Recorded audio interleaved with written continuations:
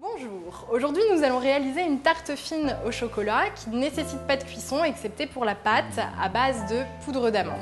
Donc nous allons voir maintenant les ingrédients dont nous allons avoir besoin. Bien évidemment, il faudra 300 g de chocolat noir à 70% de cacao comme le recommandent les principes de la méthode.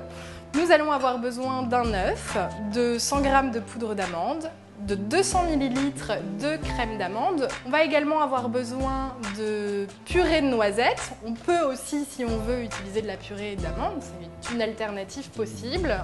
On va environ prendre 3 cuillères à soupe de purée de noisettes.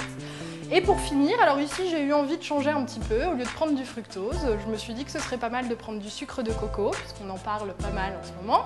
La seule différence, c'est qu'on va en mettre un tout petit peu plus, puisque le sucre de coco sucre un tout petit peu moins que le fructose. Alors, nous allons faire fondre notre chocolat, donc vous avez deux possibilités, au bain-marie, mais pour gagner du temps, on peut également le faire au micro-ondes quelques minutes. Pendant ce temps-là, on va mélanger les autres ingrédients. Pour gagner du temps, je mets à fondre notre chocolat. Pendant que le chocolat est en train de fondre, nous allons réaliser la pâte à base de poudre d'amande. Donc nous avons 100 g de poudre d'amande, un œuf,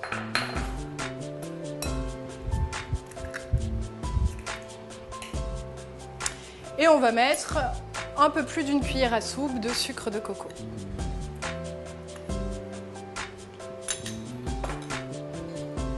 Et on mélange le tout.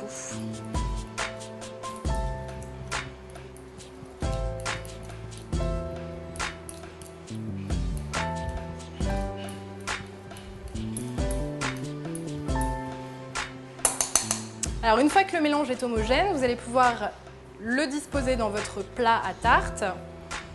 Bon, dans ce cas-là, moi j'ai mis du papier sulfurisé pour que ça ne colle pas au fond. On y va avec les mains, hein, c'est plus pratique. Une petite astuce, c'est que vous vous mouillez les doigts pour que la pâte n'accroche pas. Hop, et on y va ensuite avec les doigts.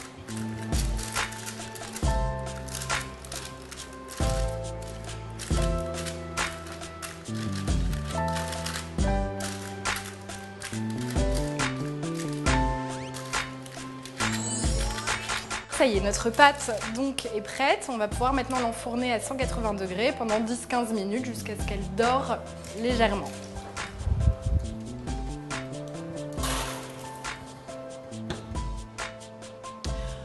On avait mis le chocolat à fondre, on va vérifier s'il est prêt. Hop, il l'est. Donc on va maintenant pouvoir mélanger tous nos ingrédients.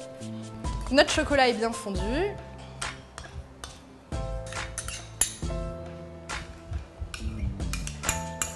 3 cuillères à soupe de purée de noisettes. Donc mélangez-la bien hein, parce que souvent on a l'huile de la purée de noisettes qui remonte.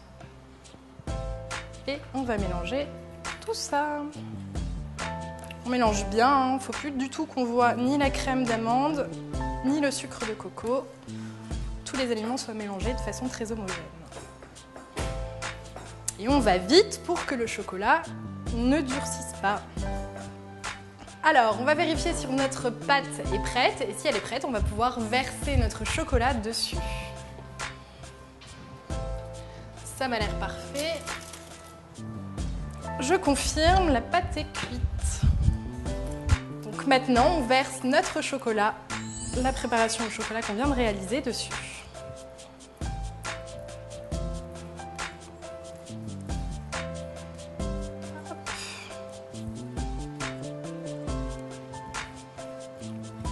On a envie de lécher le plat là.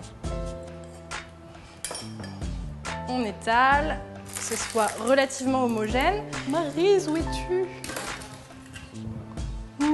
Trop mignon.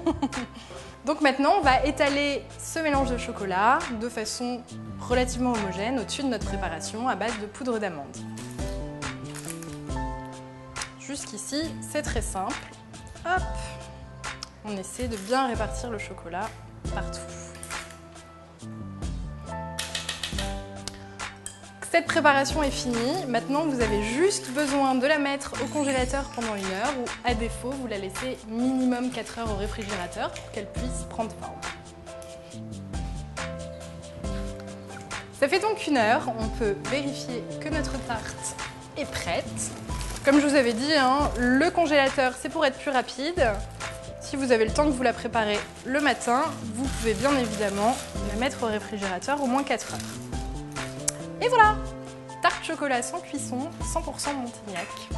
Bon appétit!